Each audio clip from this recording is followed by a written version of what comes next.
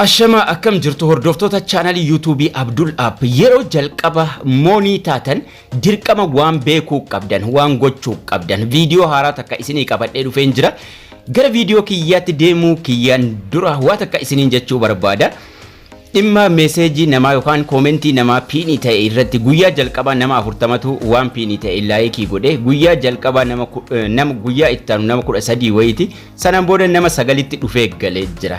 Please nama commenting isa piinii ta'e nama commentii bareedaa barreesse piiniin hin godha isiniin jedheen ture ammallee gochuu itti fufeen jira. Please guyyaadhuma jalqabaatiin hinafina ammallee jajjabaadhaatii nama commentiin isaa piinii ta'e sirriitti maatii ta'aafiin isiniin jedha.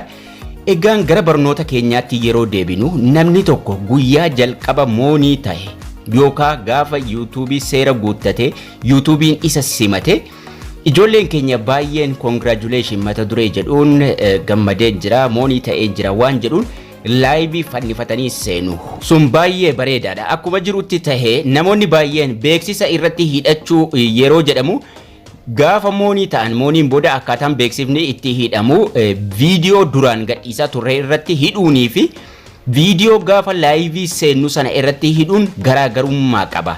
Live tokko erga fannifannee qopheeffannee waa hunda sirreeffannee suuraa irra kaayyannee mata duree isaa barreeffannee kaane dirqama live sana seenuu keenyaan dura beeksisa qobaatti irratti hiinaa jechuudha. Ka gaafa moonii taanu viidiyoo mara irratti bakka takkatti irratti hidhanna.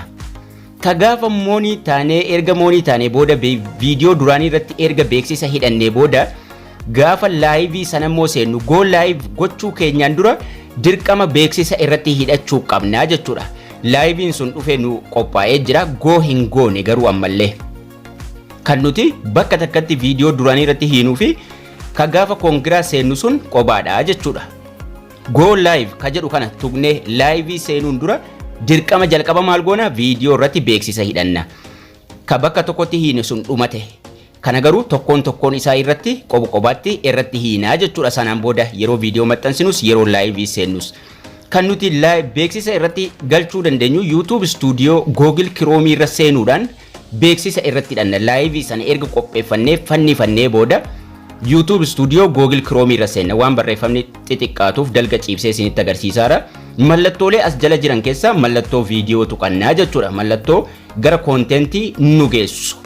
Live keenya sana live fannifannee live baga gammadnee sana irratti beeksisa hidhuudhaaf jechuudha. Sana qofa osoo hin taane live dhuma StreamYard irraan seennu mara bakka kana dhufnee viidiyoo mata duree jedhu jira live jira. Live sana irra tuqannaa jechuudha. Kana jechuun live nuti qopheeffannee fannifannee lafa kaayyannee live nuti seenuu deemnu jalqaba irratti haala kanaan dhufee nuuf baha.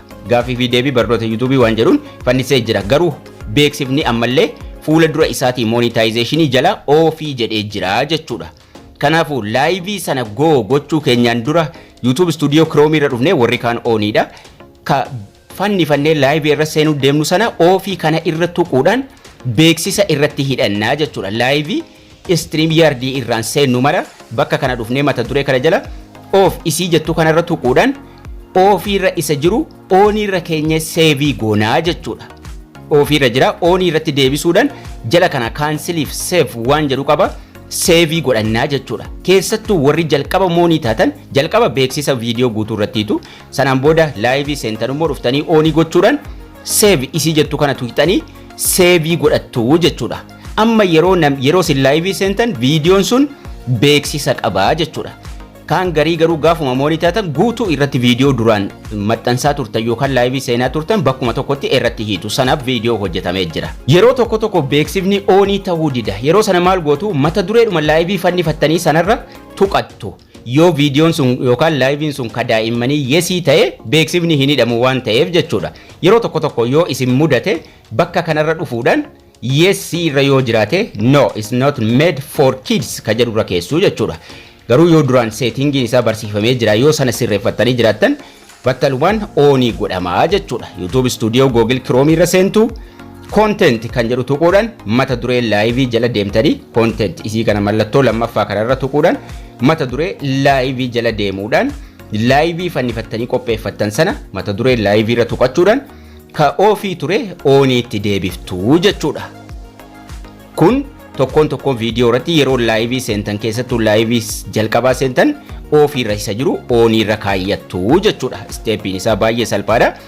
Sanaan booda laayivii keessan qophaa'ee jiru sana amma beeksisa hidhattanii jirtu go live ka jedhu kana tuquudhaan laayivii seentu jechuudha.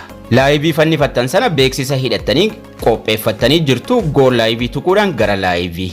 Maaliif beeksifni irratti hidhamee jira yeroo namni irra tuqu beeksisa qaba waan ta'eef jechuudha. Kun egaa kan inni isin fayyadu maaliif tokkoon viidiyoo irratti beeksisa hidhuuf barnoota AdSense jalatti duraan barsiisee hin jira.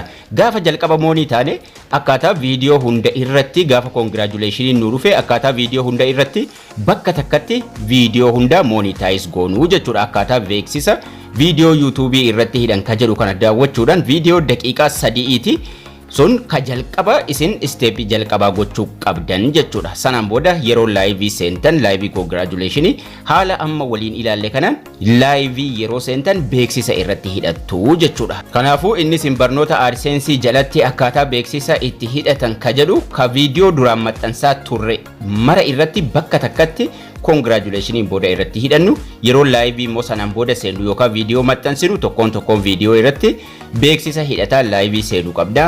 Akkasuma beeksisa hidhataa viidiyoo maxxansuu qabna jechuudha. Yeroo laayivii seentanii gaa StreamYard irraan haala kanaan beeksisa hidhataa laayivii seenuu qabduun isiniin jedha. Ammallee irra deebi'ee isiniin yaadachiisuudhaaf koomentiin isin barreessitan akka inni haamilee namaaf ta'u jajjabina namaaf ta'u beekamaadha. Akkasuma nama koomentiin isaa jalqaba irra kaayamee please maatii tahaa fi akkasuma koomentii isaa laayikii godhaa fi guyyaa tokko qofaa waa ho'isanii lafatti hambisuun barbaachisaa miti. Wal jajjabeessuu wal bira dhaabbachuun baay'ee barbaachisaadha isiniin jedha. Maaliif guyyaa tokkicha nama 50-60 godhanii gaafa lammaffaa dhufanii nama 9tti galuun xiqqoosii waan haamilee nama cabsuu. Kanaafuu isinillee nama koomentii bareedaa isiniif godhe jalqabarra kaa'uu fi hin dagatina.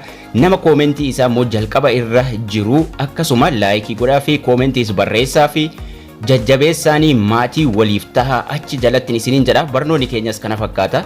Haga barnoota kutaa ittaanu walitti deebinutti turtii gaarii nagayaan tura.